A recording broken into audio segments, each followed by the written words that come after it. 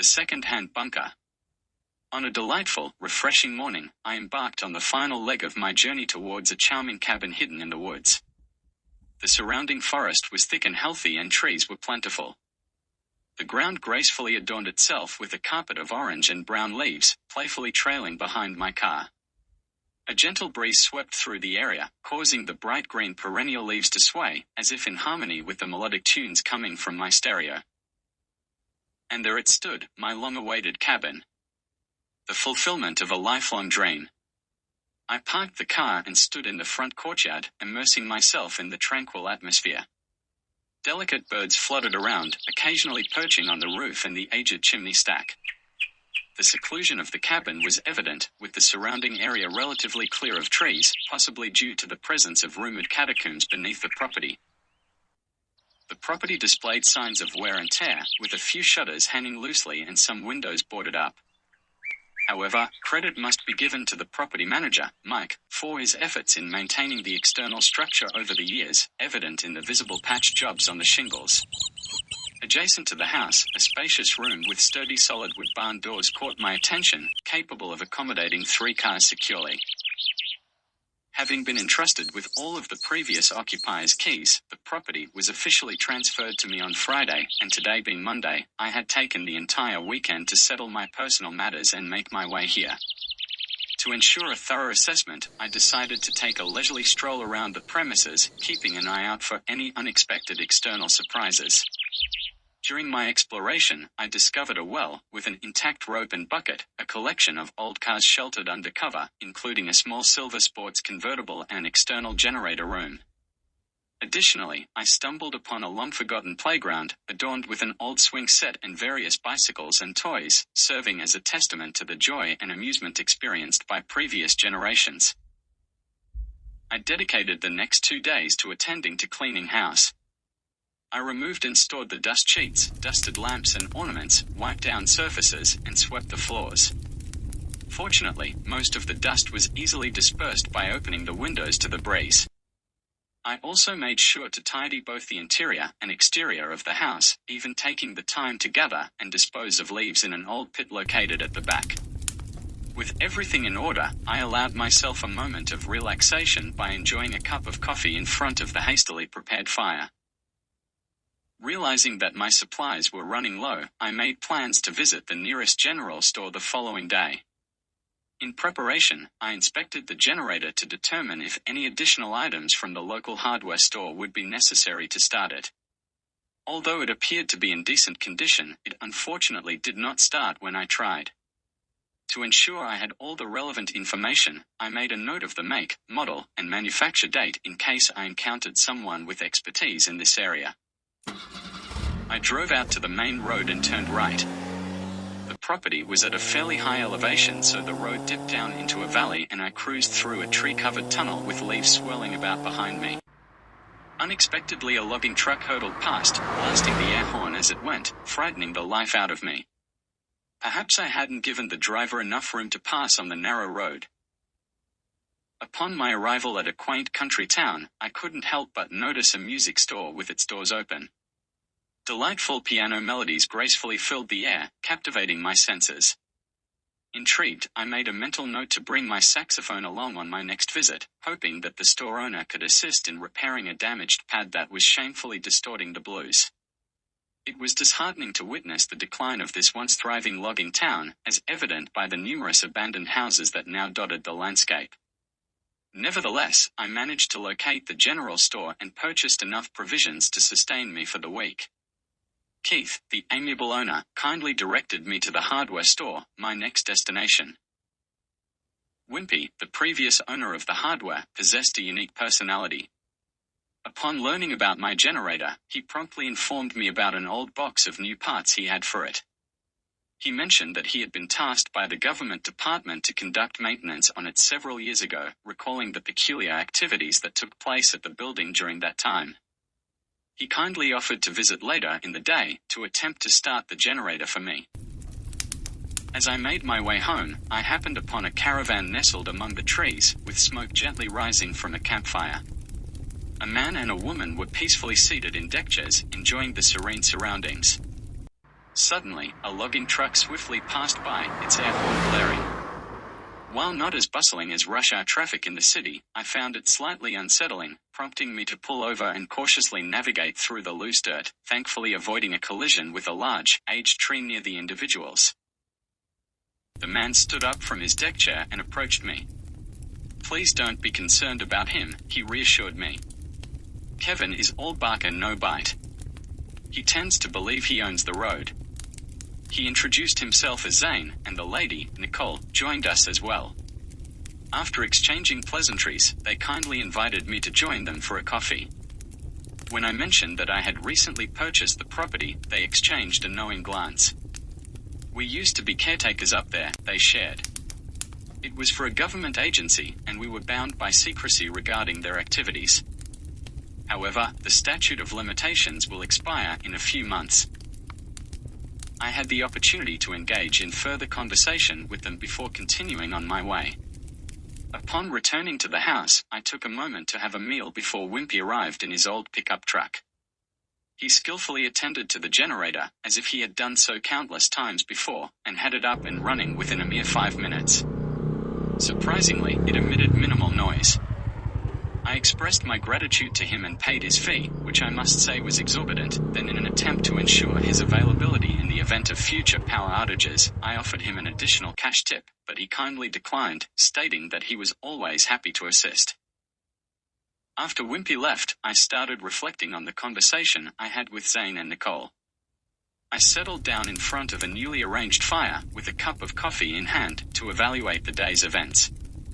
I had conducted thorough research on this property and was aware that the large attached room held more significance than a mere barn. Contrary to Zane's statement, the statute of limitations had already expired, allowing me to make the purchase. However, I was willing to wait until his deadline and gather further information. In the meantime, I took advantage of the interior lighting to examine the extensive bookshelf situated on the wall adjacent to the fireplace and entrance door. According to an old document I discovered at the State Library, it appears that the original building plans for this barn included a sizable circular hole, similar in size to the bookshelf. Despite my efforts, I was unable to move the piece of furniture. Since the bookshelf was devoid of books, I couldn't simply pull one to potentially release a locking mechanism, assuming there was one, and I certainly didn't want to risk damaging it. Taking a step back, I assessed the situation and noticed a hat stand, a well-mounted candlestick holder, and a picture depicting the nearby wilderness. As I pulled on the candlestick, I distinctly heard a click. Subsequently, I exerted force on the sturdy wooden bookshelf, and after some resistance from rusty hinges, it finally yielded, revealing a large circular stainless steel vault door. However, progress was halted as I lacked the necessary combination. Uncertain of my next course of action, I applied oil to the hinges and securely closed the bookshelf against the wall, ensuring it latched properly. This facility was previously under government operation, and it is likely that there is paperwork associated with its closure. However, I have encountered some difficulties in accessing these documents. In my thorough search of the entire house, I discovered a cleverly hidden locked attic access panel and a disguised basement door concealed within the floorboards. I must admit, I enjoy solving puzzles, and these hiding spots were quite ingenious. With some skill, I managed to pick the locks and explore the attic using a small step ladder. Utilizing a torch, I carefully examined the area and indeed stumbled upon a handful of overlooked papers tucked away in a corner behind some dusty boxes. Additionally, I discovered a set of old house and car keys. Emerging from the attic covered in cobwebs, I took a moment to dust myself off. Safely securing the papers, I proceeded to test the keys on the basement door and fortuitously found one that fit. Unlike the attic, the basement was considerably cleaner and contained shelves displaying peculiar equipment, along with a sizable medicine cabinet. Notably, I noticed the presence of uniforms reminiscent of those worn in a space program. At the end of a dimly lit corridor, I came across an exit door in the ceiling, which I managed to open slightly. To my surprise, I found myself positioned beneath the old sports car. Intriguingly, there were soiled footprints leading inside, and a pair of boots were left in the corner, indicating recent human activity within the vicinity. I started doing a proper search. Considering the time I thought those boots had been there and the new dust on the medicine bottle, I guessed I was searching for a pile of bones. First I found a light chain hanging from the ceiling and replaced the globe. This gave me a better light source and it revealed an antique Aladdin's cave, so much ancient equipment that I would need a retired technician to explain their functions.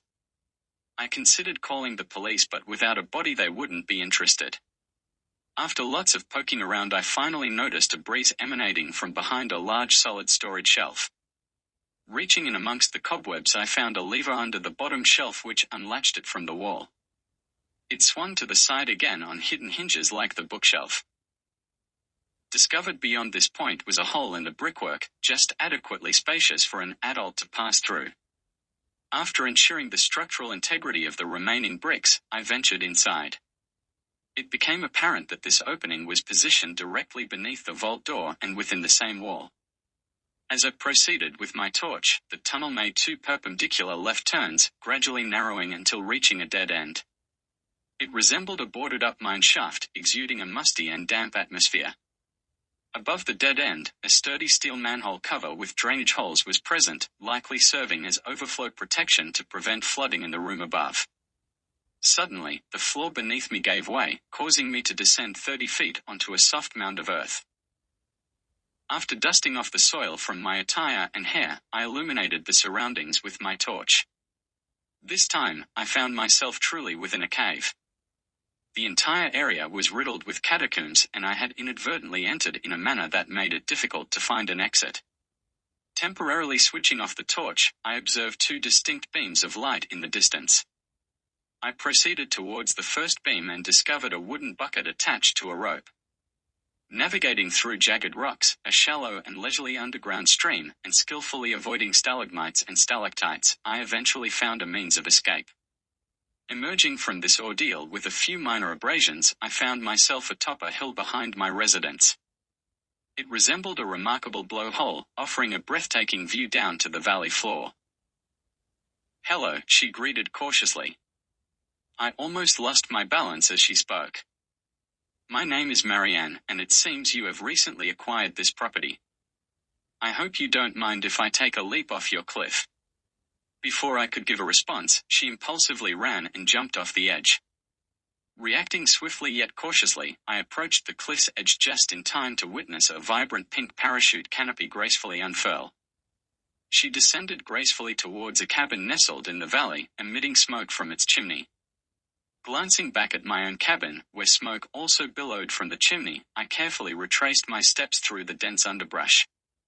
Although this rocky terrain lacked trees, the underbrush remained thick, which had previously deterred me from exploring this far. After tending to my injuries and having a meal, I proceeded to return to the hatch. I brought along some sturdy timber boards from the storage shed and carefully covered the escape chute.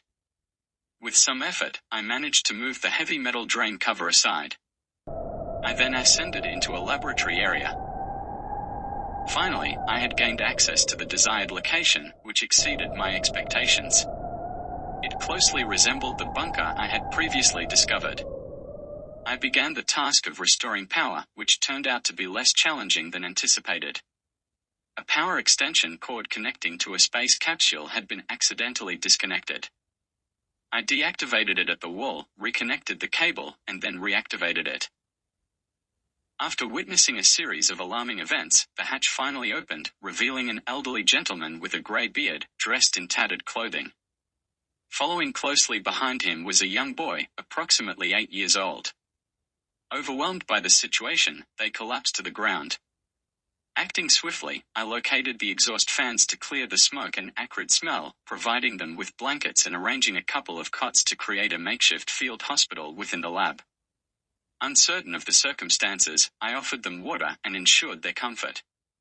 Determined to seek assistance, I promptly made a call to Selena, a highly skilled medic with military training, who I knew would be the ideal person for this situation. With her extensive network and swift response, she could arrive by sundown. Once they regained their strength, I escorted them upstairs to the couch and served them soup by the warmth of the fire. Gradually, the man began to share their incredible journey. Curious about their return, he inquired, "How did you manage to bring us back?" I explained that a simple issue with the cord had caused it to become entangled in the rotating mechanism, apparently resulting in their prolonged stay on an island for 2 years. He revealed that his son had been aboard a plane that had gone missing at sea near the island. Utilizing this machine, he had successfully traveled back in time to rescue his son. However, complications arose when he lost the power source. Despite this setback, he managed to save his son from the water landing, thanks to the exceptional skills of the pilots. Tragically, only a few survived, and they were left to sustain themselves on the deserted island, waiting in vain for rescue. Brian introduced himself and his son Adam. I kindly offered Adam my mobile phone and showed him an electronic game to play, which he quickly grasped and enjoyed. Meanwhile, Brian and I engaged in conversation. Fight. Brian had previously worked for the government department responsible for constructing this site. Originally, the purpose of this site was to retrieve innocent victims from the past who were on the verge of death. The intention was that, if carefully selected and repatriated, these individuals would have minimal or no negative impact on the future. Regrettably, due to financial constraints and the loss of 3 courageous agents during retrieval missions, the entire program came to an abrupt end. The fate of these agents remained unknown, although there were rumors that another government agency, responsible for extraterrestrial activity, might possess some information. However, leaks from this department were scarce. Despite the delay of 2 years, Brian had ultimately achieved success. With Selena's assistance, we discreetly organized the necessary arrangements to tidy up the house and property. To provide additional accommodation, we acquired some motor homes, maintaining a low-profile approach throughout. When I felt that our small crew had developed a sufficient level of trust, I decided to return to town. On my way, I noticed that Kevin's truck had broken down on the side of the road, prompting me to offer my assistance. Being in an elevated area allowed me to have reception, so I called Wimpy and asked him to bring his breakdown kit. Kevin was grateful for the help, and we engaged in conversation. During our discussion, the topic shifted to his Mexican girlfriend Debbie, whom he deeply missed due to her unfortunate loss in a house fire. Eventually, Wimpy arrived and successfully repaired Kevin's truck, allowing him to continue his journey. Later, I visited the music store and had the pleasure of meeting Morgan, a talented piano player. He promptly repaired my saxophone, and we had the opportunity to play some bass and street blues together. As we enjoyed a cup of coffee, Morgan shared with me the profound impact that the loss of his son Willie had on his music. Willie had tragically died in a prison fight. It was evident that this experience added a great deal of depth and emotion to his performances. I had the opportunity to visit Wimpy and engage in a pleasant conversation while he diligently worked on a vehicle for a family passing through. They were temporarily staying at the local hotel, eagerly awaiting the continuation of their holiday. Wimpy, unfortunately, carries the burden of missing his late wife, who tragically lost her life during a storm when a tree fell on their house. Rather than removing the tree, he chose to reside at the rear of his wrecking business. His backyard showcases rows of cars, each with its own unique story of how it ended up there, all of which have generously contributed parts to assist others in reaching their desired destinations. At the general store, Keith warmly greeted me with a smile. It is evident that his cheerful demeanor greatly contributes to his success in this line of work. Curious about his family, I inquired, only to discover that he does not have any immediate relatives. His fiancée hitchhiked from the city to reunite with him 20 years ago, but unfortunately, she never returned, leaving Keith with a sense of longing and uncertainty. I visited Zane and Nicole on my way back home, and our conversation eventually turned to the property and its purpose. I presented him with documents indicating that the statute of limitations had expired, which put him at ease. It seems that everyone in this area is aware of the property or has heard rumors about it. We have all experienced the loss of someone dear to us, an innocent person whom we wish we could bring back. As a gesture of goodwill, I extended an invitation for lunch. Once the introductions were out of the way, we discussed the plans for retrieving Zane and Nicole's daughter. Unfortunately, she had tragically drowned in the lake due to a failed vehicle handbrake. To ensure our safety during the journey, we procured equipment such as miniature breathing apparatuses, and Brian prepared the machine. Brian advised me to wear a travel suit and take a pill from the medicine cabinet, which caused my head to spin momentarily. Suddenly, I found myself in a car rolling backwards towards the lake, accompanied by a terrified 6-year-old girl. I held her hand tightly and activated the device Brian had given me. With a splash, the car plunged into the cold water, and we emerged coughing and sputtering in the time machine. Opening the door, we exited like fish escaping from a net, and the water drained away through the floor's drain cover. Brian and Selena graciously provided assistance to me, while Zane and Nicole, with great emotion, took exceptional care of their beloved daughter Rebecca. In the following weeks, we extended invitations to Kevin, Morgan, Keith, and Wimpy to join us at the residence. During these events, I encountered some minor mishaps, such as getting singed while rescuing Debbie, losing a few teeth while retrieving Willie, acquiring a noticeable scar from a sharp tree branch while rescuing Doris, and leaving a lasting impression on a driver's memory when I mysteriously appeared in his car wearing a silver suit, only to vanish with his hitchhiking passenger.